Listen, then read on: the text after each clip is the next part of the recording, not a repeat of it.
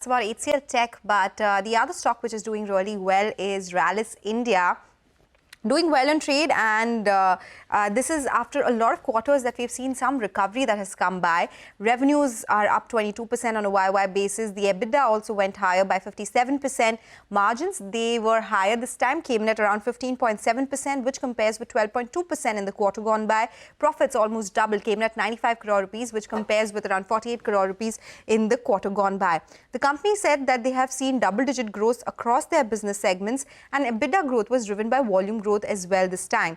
In terms of their segments, the crop care business, there the revenue was up 16% at 652 crore rupees. Seeds, which is the higher margin business, that saw a growth of 38% at 305 crore rupees, and the management did indicate that Q1 saw strong margins because of the growth in the seeds business.